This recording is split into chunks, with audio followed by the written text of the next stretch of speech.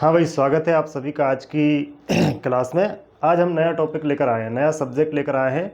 आज से हम तैयारी करने वाले हैं एमपी जीके की, जो कि एमपी में जितने भी सभी एग्ज़ाम्स होते हैं उन सभी के लिए इम्पोर्टेंट रहेगी। ठीक है, तो हम क्वेश्चंस के अकॉर्डिंग क्लासेस को करेंगे, टॉपिक वाइज नहीं करेंगे। हम क्वेश्चंस की प्रैक्टिस करेंगे, जितने भी सारे क्वेश्चन जो पहले कभी परीक्षाओं में पूछे गए हैं या फिर जो क्वेश्चंस बहुत ज़्यादा इंपॉर्टेंट हैं उन क्वेश्चंस को मैं डेली लेकर आऊँगा टॉपिक वाइज, और उसी के अकॉर्डिंग हम अपनी क्लासेस को कंप्लीट करेंगे। ठीक है, आई बात समझ में? ठीक, तो आज की क्लास शुरू करते हैं भाई। देखते हैं हमारे सामने पहला क्वेश्चन क्या है। ठीक, चलो।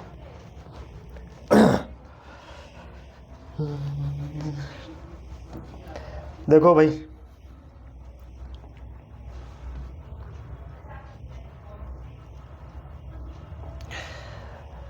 आप सभी के सामने पहला क्वेश्चन आ गया भाई। ठीक है,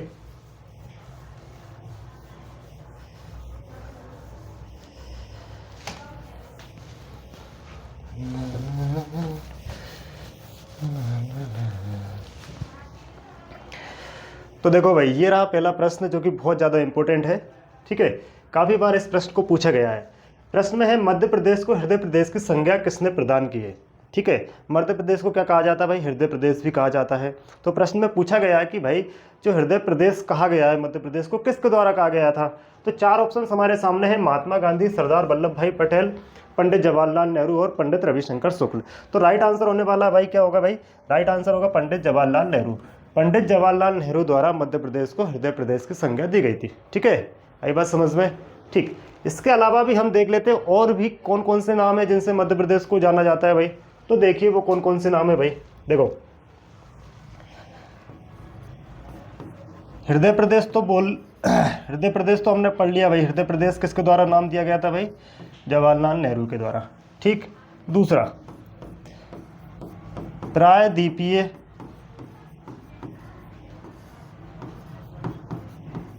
भारत का मुकुट। प्रायद्वीपीय भारत का मुकुट कहने का मतलब ये है कि जो भी दक्षिण भारत के मध्य में मध्य प्रदेश क्या है, स्थित है। तो मध्य प्रदेश के नीचे का जो भी एरिया है उसको दक्षिण भारत बोलते हैं और उसी को हम प्रायद्वीपीय भारत कहते हैं। तो प्रायद्वीपीय भारत के जस्ट ऊपर क्या है? मध्य प्रदेश है। तो इसको क्या कहा जाता है? प्रायद्वीपीय भारत का मुकुट भी कहा जाता है। तीसरा एक नाम और कहा जाता है भाई इसको, उत्तर व दक्षिण की संस्कृति का द्वार। भाई इसका मतलब क्या है? उत्तर भारत और दक्षिण भारत की जो भी संस्कृति है उनको मिलाने वाला कौन सा प्रदेश है भाई? मध्य प्रदेश है। इसलिए इसको क्या कहा जाता है? उत्तर व दक्षिण भारत की जो संस्कृति है उनको मिलाने वाला द्वार भी कहा जाता है। ठीक है, इसके अलावा और क्या कहा जाता है भाई? इसके अलावा इसको कहा जाता है सोया प्रदेश।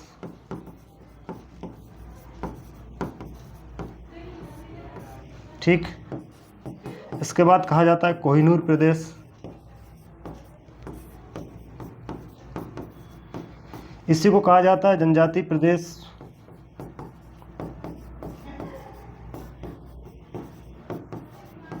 ठीक, बाघ प्रदेश या फिर टाइगर स्टेट।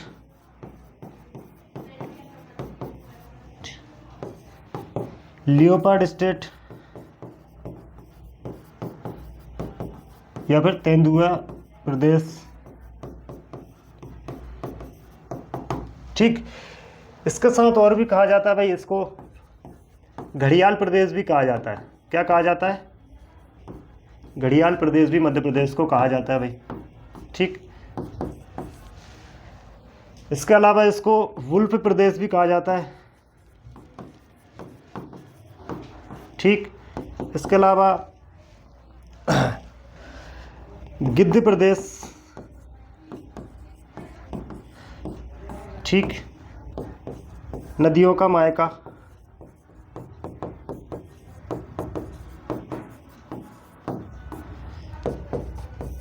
भारत का हृदय स्थल।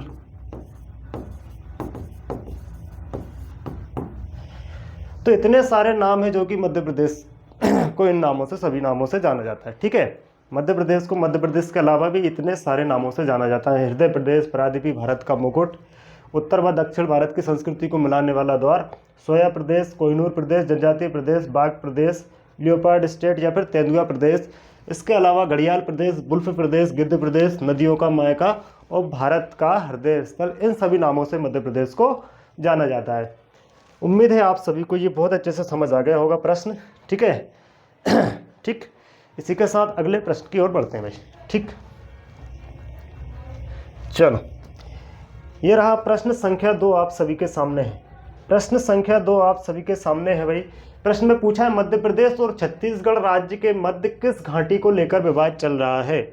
मध्य प्रदेश और छत्तीसगढ़ के बीच में कौन सी घाटी को लेकर विवाद चल रहा है। आप सभी को पता है कि 1 नवंबर 2000 को क्या हुआ था, मध्य प्रदेश का पुनर्गठन हुआ था भाई, जिसमें से छत्तीसगढ़ को अलग कर दिया गया था और 2 राज्य बन गए थे, मध्य प्रदेश और छत्तीसगढ़। तो उस समय पर कुछ स्थान रहा होगा, कुछ जगह रही होगी जिसको लेकर विवाद है मध्य प्रदेश और छत्तीसगढ़ के बीच में। तो वो कौन सी घाटी है जिसके मद्देनज़र विवाद चल रहा है मध्य प्रदेश और छत्तीसगढ़ में भाई। तो देखिए 4 ऑप्शन है हमारे पास, सोन घाटी, करार घाटी, नर्मदा घाटी या फिर मोहनिया घाटी। ठीक है, तो सही आंसर क्या होने वाला है, option number B. Option number B क्या होगा भाई, बिल्कुल राइट आंसर होगा। करार घाटी को लेकर के मध्य प्रदेश और छत्तीसगढ़ के बीच में विवाद चल रहा है। देखिए ध्यान देने वाली बात यह है कि मध्य प्रदेश का जो एरिया है, मध्य प्रदेश का जो एरिया है,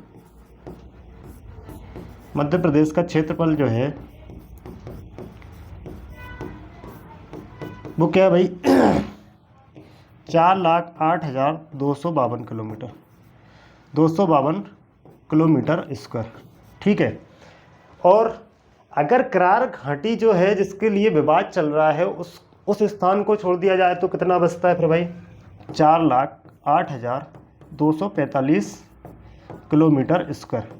तो भाई जो 7 किलोमीटर स्क्वायर जगह है वो कौन सी जगह है, वो यही जगह है भाई, कौन सी, करार घाटी वाली। कौन सी जगह है भाई, वो करार घाटी है, जिसके मद्देनजर क्या चल रहा है भाई, उसी को लेकर क्या चल रहा है, विवाद चल रहा है कि मध्य प्रदेश कहता है कि भाई ये करार घाटी हमारी है और उत्तर प्रदेश छत्तीसगढ़ कहता है कि ये करार घाटी हमारे एरिया में आती है। ठीक है, और ये कहाँ पर स्थित है, तो ये अनूपपुर में स्थित है। अनूपपुर में कहाँ पर स्थित है भाई, अनूपपुर जिला जो आपने सुना होगा उसी में स्थित है। ये अनूपपुर जिला में क्या है भाई, करार घाटी स्थित है। ठीक है, आई बात समझ में। चलो अगला क्वेश्चन देखते हैं भाई ध्यान से।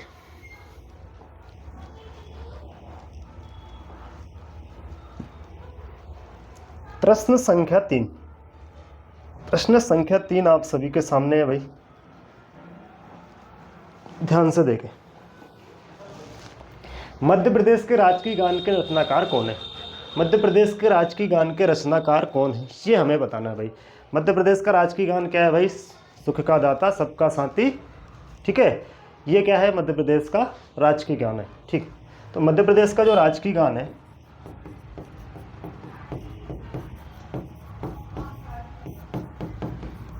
ठीक, मध्य प्रदेश के राजकीय गान को कब लिया गया भाई, 2010 में, 2010 में अपनाया गया।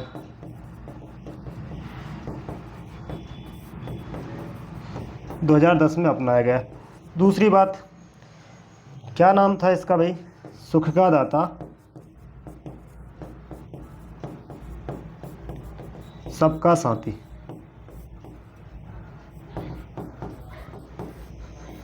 शुभ का ये संदेश है। ठीक है, तो ये क्या है, मध्य प्रदेश का राज्य गान है। ठीक, इसका जो लेखक थे वो कौन थे भाई, लेखक थे महेश श्रीवास्तव।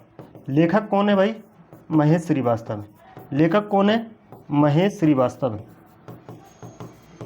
ठीक, अब ये तो इन्होंने इसकी रचना की थी, इसको लिखा था, इसको गाया किसने था भाई, गाया था, गायक थे भाई कुमार शांतनु।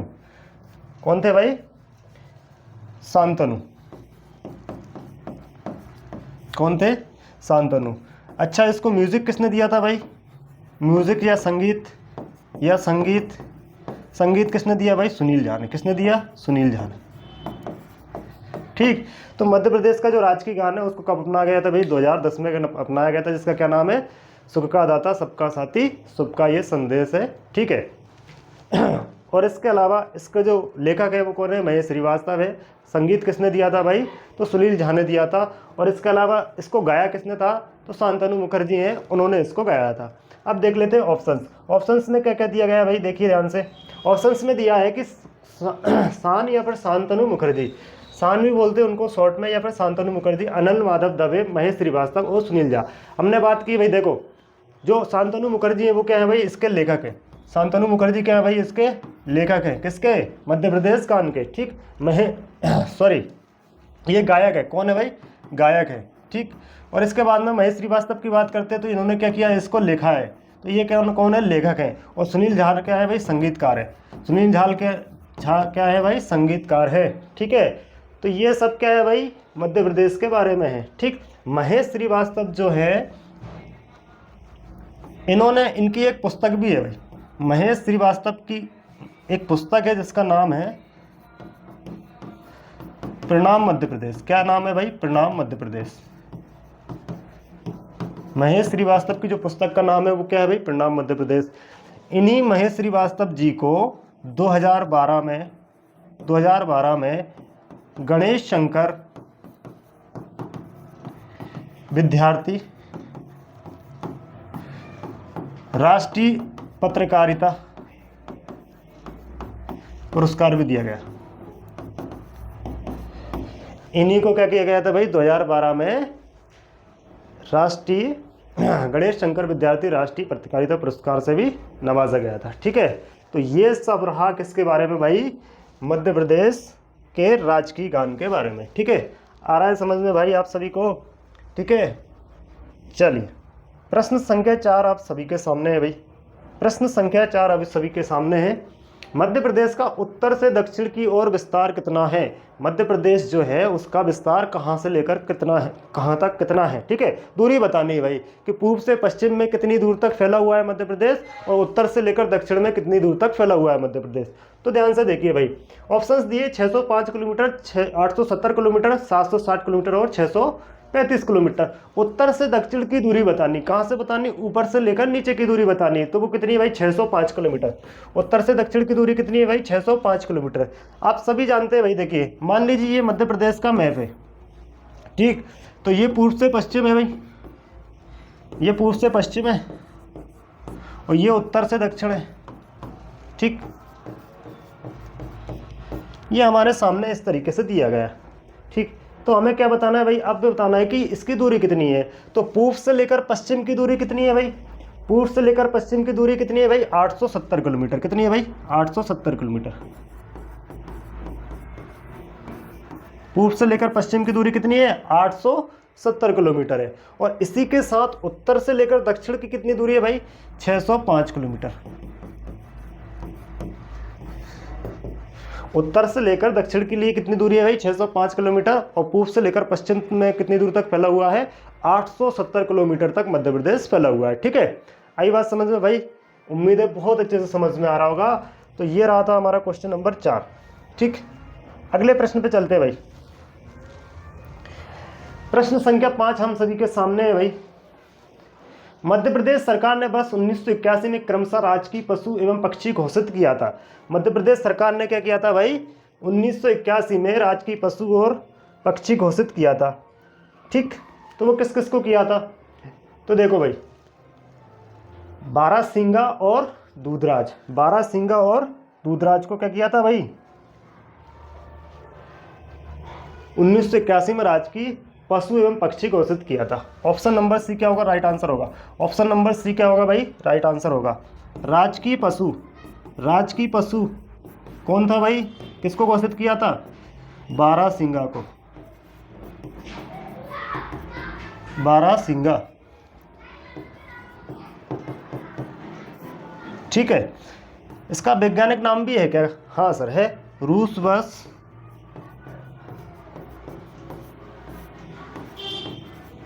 डुबाउसेली, ठीक है, रूसबस डुबाउसेली। अच्छा किस प्रजाति का है ये, इसकी प्रजाति बता दो भाई, कौन सी प्रजाति का है ये, ब्रेडरी प्रजाति का, ब्रेडरी प्रजाति का है भाई। किस जाति का है, ब्रेडरी प्रजाति का कौन है भाई, बारहसिंगा है, ठीक है। और दूसरा जो राजकीय पशु है, राजकीय पक्षी है, राजकीय पक्षी कौन है भाई? दूधराज। दूधराज राजकीय पक्षी कौन है भाई? दूधराज है। इसको हम क्या बोलते हैं भाई? वैज्ञानिक नाम क्या है? Paradise fly catcher. Paradise fly catcher, या फिर इसको हम क्या बोलते हैं? शाह बुलबुल भी कहा जाता है। इसको क्या कहा जाता है?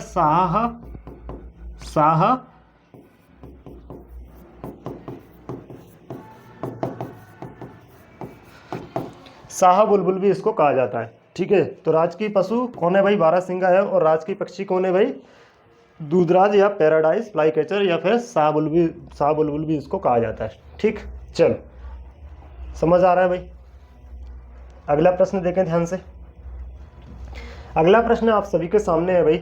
प्रश्न संख्या 6, भारतीय मानक समय रेखा 82 डिग्री 30 मिनट पूर्वी देशांतर में, ठीक है, मध्य प्रदेश के किस जिले से गुजरती है? ठीक है, एकमात्र ऐसा जिला है मध्य प्रदेश का जहां पर भारतीय मानक समय रेखा गुजरती है, जो कि किस किस देशांतर पर स्थित है? 82 डिग्री 30 मिनट देशांतर पर स्थित है। तो हमें बताना है वो कौन सा जिला है भाई। तो 4 ऑप्शन दिए गए हैं, रीवा, सिंगरौली, सीधी और अनूपपुर। ठीक है, 4 ऑप्शन हमारे सामने हैं और सही आंसर होगा ऑप्शन नंबर बी। सही आंसर क्या होगा भाई? Option number B, Singrauli. ठीक है, राइट आंसर क्या होने वाला है भाई? सिंगरौली। ठीक, सिंगरौली को किस जिले से अलग करके बनाया गया था? शहडोल से। ठीक है, किस जिले से? शहडोल से। कब? 2008 में। कब? 2008 में। ठीक, इसके अलावा रीवा से एक जिला अलग हुआ है अभी, मऊगंज। कब हुआ है भाई? 15 अगस्त 2023 में।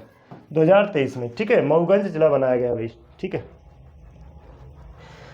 इसके अलावा अनूपपुर बनाया गया था भाई। अनूपपुर को बनाया गया था शहडोल से अलग करके, सॉरी सिंगरौली जो है वो सीधी से अलग करके बनाया गया था। किस जिले से? सीधी से। और जो अनूपपुर है वो किससे? शहडोल से। कब बनाया गया था? 2003 में। ठीक, अनूपपुर की स्थापना कब हुई थी भाई? 2003 में। अनूपपुर में कौन सा स्थान, एक बहुत इंपॉर्टेंट स्थान स्थित है, वो कौन सा है भाई? अमरकंटक है, जहाँ से नर्मदा मैया क्या होती हैं? प्रवाहित होना स्टार्ट करती हैं। ठीक है, आया समझ में? चल नेक्स्ट क्वेश्चन देखते हैं भाई। प्रश्न संख्या 7, मध्य प्रदेश के किस जिले में पृथ्वी का केंद्र बिंदु स्थित है? मध्य प्रदेश का ऐसा कौन सा जिला है जहां पर पृथ्वी का केंद्र बिंदु है? किसका केंद्र बिंदु पूछा है भाई? पृथ्वी का। चलो देखते हैं भाई। तो ऑप्शंस दिए बैतूल, सागर, उज्जैन और कटनी। बैतूल, सागर, उज्जैन और कटनी। तो राइट आंसर क्या होने वाला है भाई? उज्जैन। पृथ्वी का केंद्र बिंदु क्या है भाई? उज्जैन है भाई। पृथ्वी का केंद्र बिंदु क्या है भाई? उज्जैन है। देखो ध्यान से भाई, पृथ्वी का केंद्र बिंदु क्या है भाई? पृथ्वी का केंद्र बिंदु क्या है भाई? मंगलनाथ, उज्जैन। मंगलनाथ, उज्जैन। क्या है भाई? पृथ्वी का केंद्र बिंदु क्या है भाई? मंगलनाथ, उज्जैन। ठीक, चलो दूसरा देखो आप। दूसरा देखो भाई, अखंड भारत का केंद्र बिंदु, अखंड भारत का केंद्र बिंदु क्या होने वाला है भाई? अखंड भारत का केंद्र बिंदु क्या होने वाला है भाई? अखंड भारत का केंद्र बिंदु होने वाला है बरसाली, बैतूल। बरसाली, बैतूल या फिर बैतूल। ठीक, चलो इसके अलावा और बताइए भाई। अविभाजित भारत का केंद्र बिंदु,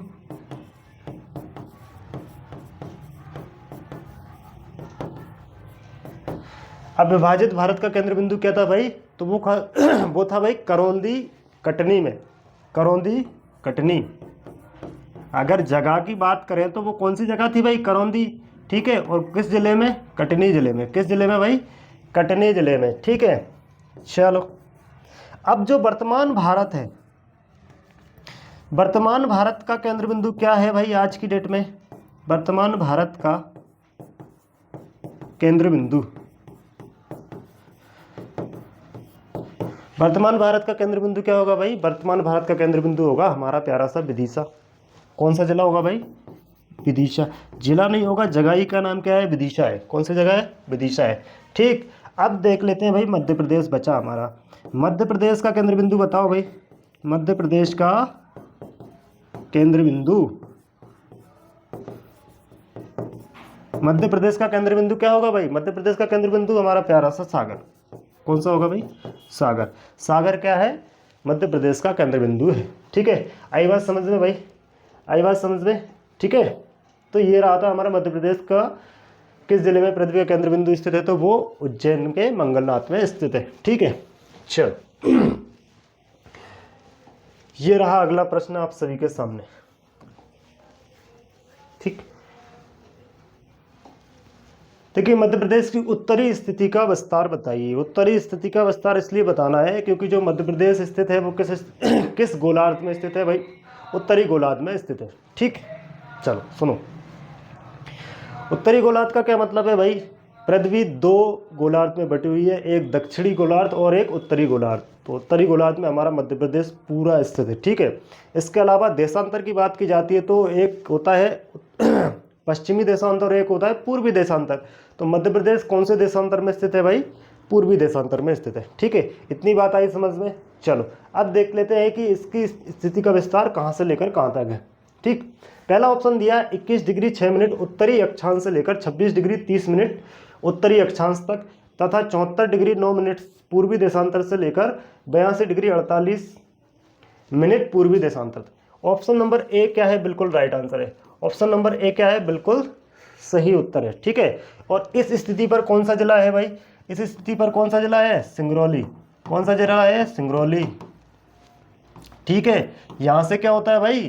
भारतीय मानक रेखा, भारतीय मानक समय रेखा गुजरती। ठीक है, भारतीय मानक समय रेखा गुजरती है। एकमात्र जिला है, एकमात्र मध्य प्रदेश का जिला, एकमात्र ऐसा जिला जहां से भारतीय मानक समय रेखा गुजरती है, वो कौन सा जिला है भाई?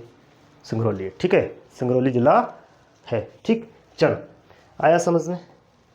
अगला प्रश्न देखें ध्यान से। तो ये रहा प्रश्न आप सभी के सामने, इसको ध्यान से देख लीजिए भाई क्या दिया है इसमें। ठीक है, और करने की कोशिश कीजिए इसको।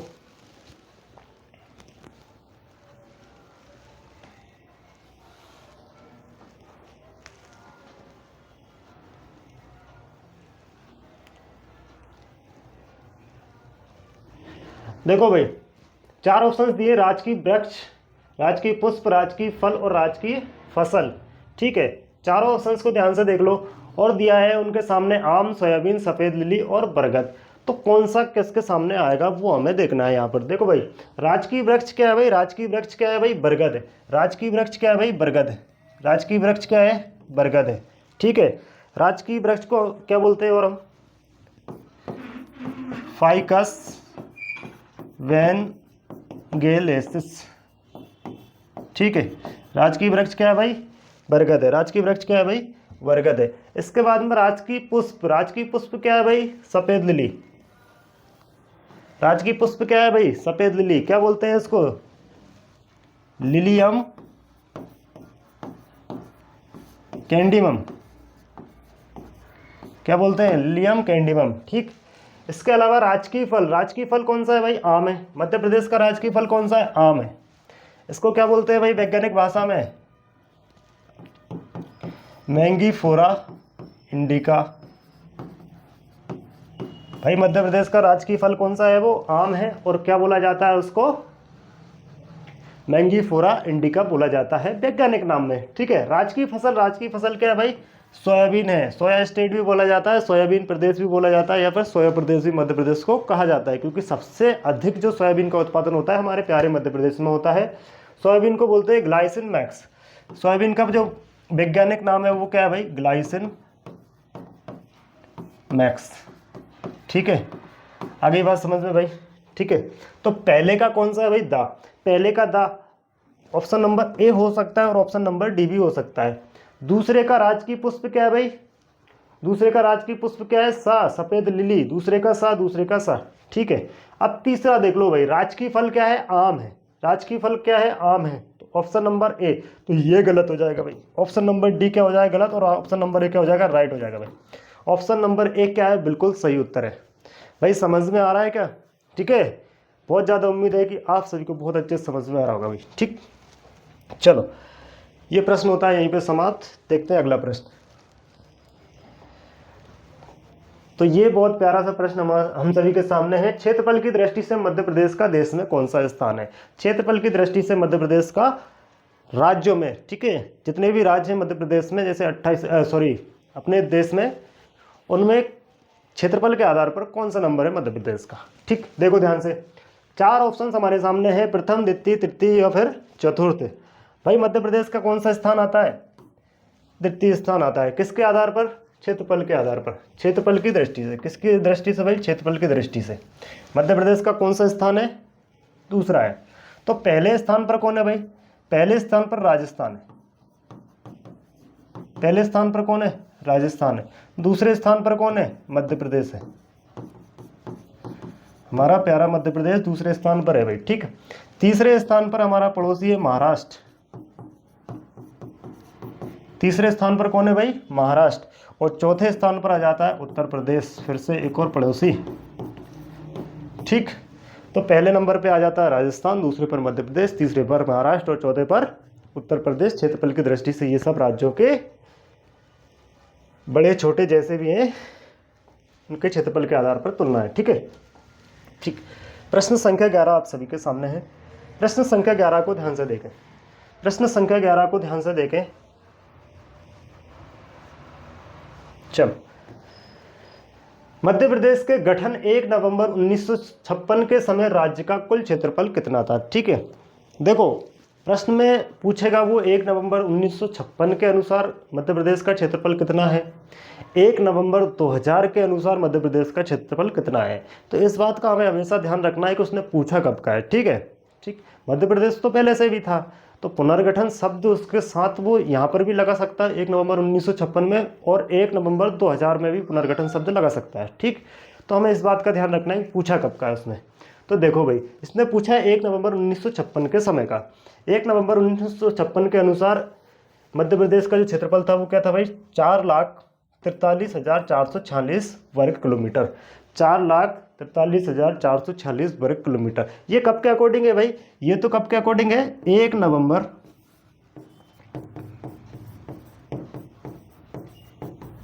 कितना है भाई? 4,43,446 किलोमीटर स्क्वायर। ये कब के अकॉर्डिंग है? 1 नवंबर 1956 के अकॉर्डिंग है। सर एक बार और छत्तीसगढ़ को अलग किया गया मध्य प्रदेश में 1 नवंबर 2000। ठीक, तो तब कितना बचा भाई मध्य प्रदेश का क्षेत्रफल? फिर 4,08,252 किलोमीटर स्क्वायर। ठीक, अगर यहाँ पर बात कर ली जाए करार घाटी की, करार घाटी विवाद, करार घाटी विवाद, अगर इसका एरिया 7 वर्ग किलोमीटर छोड़ दिया जाए तो फिर मध्य प्रदेश का कुछ जगह पर क्या मिल जाता है एरिया भाई? फिर एरिया मिल जाता है 4,08,245 किलोमीटर स्क्वायर। फिर ये वाला एरिया हमें मिलता है। तो कई बार क्वेश्चन के जो भी ऑप्शंस रहते हैं उसमें 4,08,245 वर्ग किलोमीटर दे दिया जाता है, तो फिर आपको ये नहीं देगा भाई वो क्या 4,08,252 किलोमीटर नहीं देगा। ठीक है। और करार घाटी का पूछता है तो सिंपल सा आपको बता देना है कि कितना वर्ग किलोमीटर का जो एरिया है उसके बारे में विवाद चल रहा है मध्य प्रदेश और छत्तीसगढ़ के बीच में। ठीक, चलो नेक्स्ट प्रश्न। ये रहा अगला प्रश्न आप सभी के सामने। मध्य प्रदेश की राजकीय मछली महासीर मछली किस प्रजाति से संबंधित है? राजकीय मछली महासीर मछली किस प्रजाति से संबंधित है? ठीक, तो नाम है भाई टोर भी बोलते हैं इसको। ठीक, टोर। देखो भाई, मध्य प्रदेश की जो राजकीय मछली है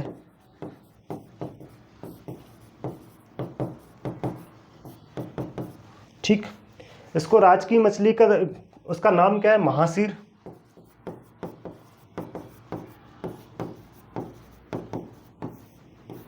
महासिर मछली बोल सकते हो आप, या फिर आप टोरटोर भी बोल सकते हो।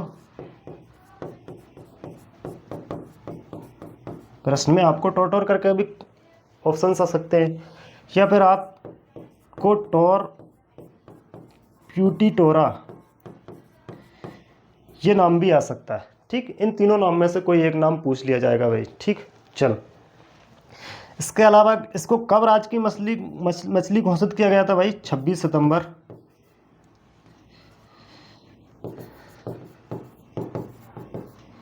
2011। 26 सितंबर 2011 में महासिर मछली को मध्य प्रदेश की राज की मछली का दर्जा दिया गया था। आई बात समझ में भाई? ठीक है, कोई समस्या तो नहीं है ना? चल, ये रहा अगला प्रश्न। बहुत प्यारा प्रश्न है और कई बार कई एग्जाम्स में पूछा गया है। ठीक है, बहुत ज़्यादा इंपॉर्टेंट क्वेश्चन है। क्वेश्चन में दिया है कर्क रेखा 23 डिग्री 30 मिनट उत्तरी अक्षांश मध्य प्रदेश के कितने जिलों से होकर गुजरती है भाई? एक प्रश्न तो आपका यहीं पर कंप्लीट हो रहा है कि कर्क रेखा मध्य प्रदेश के किस अक्षांश से होकर गुजरती है, तो वो है 23 डिग्री 30 मिनट। 23 डिग्री 30 मिनट से होकर गुजरती है भाई। और उसने पूछा है कि मध्य प्रदेश के कितने जिलों से होकर गुजरती है, तो राइट आंसर होने वाला है भाई option number A. Option number A 14 ऐसे जिले हैं मध्य प्रदेश के जिनसे होकर कर्क रेखा गुजरती है। यहीं पर बात समाप्त नहीं होती है, फिर ये पूछ लिया जाता है भाई कि कौन कौन से जिले हैं वो। 14 जिलों के नाम याद होने चाहिए। क्यों होने चाहिए? क्योंकि वो ऐसे प्रश्न पूछता है कि निम्नलिखित जिलों में से कौन सा ऐसा जिला है जिसमें से कर्क रेखा नहीं गुजरती है। ठीक है, तो 3 ऑप्शन ऐसे देगा जिसमें से कर्क रेखा गुजर रही है और एक ऑप्शन ऐसा दे देगा जिसमें से कर्क रेखा नहीं गुजर रही होगी। या फिर ऐसा पूछ लिया जाएगा कि निम्नलिखित में से कौन से जिले से होकर मध्य प्रदेश की कर्क रेखा गुजरती है, तो एक ऐसा ऑप्शन होगा जिसमें से क्या मध्य प्रदेश की जो कर्क रेखा है वो गुजर रही होगी। तो देखते हैं वो जिले कौन कौन से भाई। 14 जिले हैं भाई। ठीक है, चलो देखो भाई, पहला जिला है रतलाम। कौन सा है? रतलाम। ठीक, दूसरा उज्जैन। दूसरा क्या है? उज्जैन। तीसरा आगर मालवा। कौन सा जिला है भाई? आगर मालवा। ठीक है, आगर मालवा को किससे? शाजापुर से अलग किया गया था। कब किया गया था भाई? 2013 में। 2013 में शाजापुर से अलग करके आगर मालवा जिले की स्थापना की गई। चौथा राजगढ़। चौथा कौन सा जिला है भाई? राजगढ़। पांचवा राजगढ़ के बाद क्या? भोपाल। ठीक, फिर सीहोर। ठीक, इसके बाद और कौन से जिले भाई? रायसेन, विदिशा। कौन सा जिला भाई? विदिशा। विदिशा से भी होकर कौन सी रेखा? कर्क रेखा गुजरती है भाई। ठीक, इसके अलावा सागर, दमोह,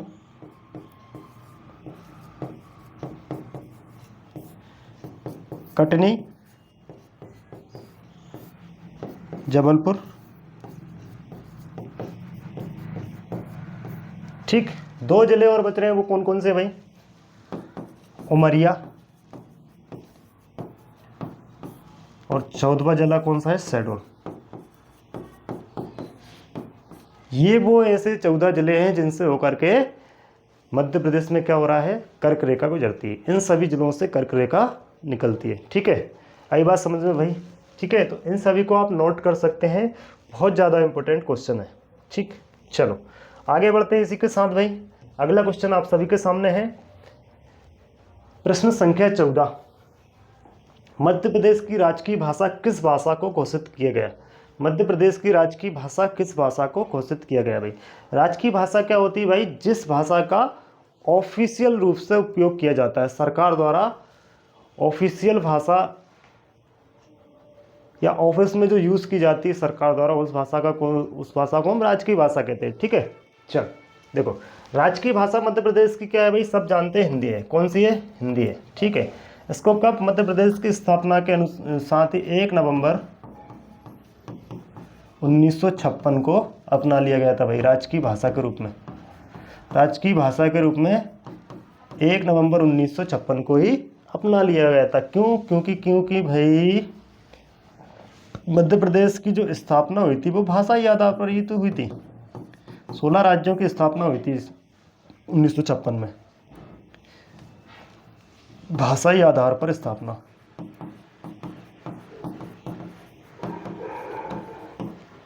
ठीक, तो महाराष्ट्र का जो नागपुर का क्षेत्र है, विदर्भ का क्षेत्र है, ठीक है, इन सब क्षेत्रों को अलग करके क्या किया था भाई, मध्य प्रदेश की स्थापना की गई थी। ठीक, 16 राज्यों के साथ एक राज्य मध्य प्रदेश भी ऐसा राज्य था जिसकी 1956 में स्थापना की गई थी। और किस आधार पर की गई थी, मुख्यतः भाषा के आधार पर की गई थी। और मध्य प्रदेश में क्या, हिंदी बोली जाती है बहुत ज़्यादा। ठीक, तो उसकी जो राजकीय भाषा बनाई गई वो किसको बनाया गया भाई, हिंदी भाषा को बनाया गया। चलो, ये रहा अगला प्रश्न आप सभी के सामने। मध्य प्रदेश के किस जिले की सीमा राजस्थान और गुजरात राज्य को स्पर्श करती है? ऐसा कौन सा जिला है जिसकी सीमा मध्य प्रदेश के मध्य प्रदेश का कौन सा जिला है जिसकी सीमा एक तो राजस्थान और दूसरा गुजरात, दोनों राज्यों की सीमाओं से लगती है? ठीक, देखो ध्यान से, राइट आंसर होने वाला है झाबुआ। झाबुआ जैसा जिला है जिसकी गुजरात और राजस्थान दोनों से क्या करती है, सीमा लगती है। गुजरात और राजस्थान दोनों राज्यों से क्या, सीमा साझा करता है। कौन सा जिला, हमारा झाबुआ जिला। ठीक है,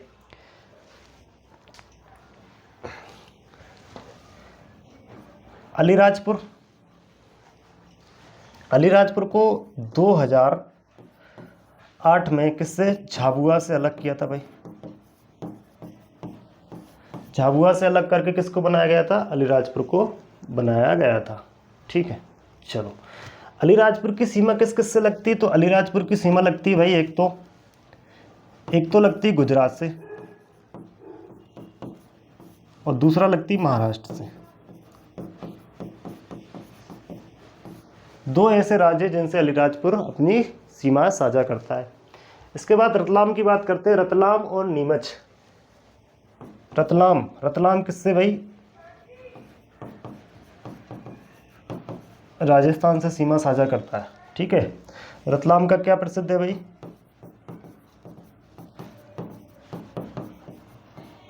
सेव। ठीक है, रतलाम का क्या प्रसिद्ध है, सेव।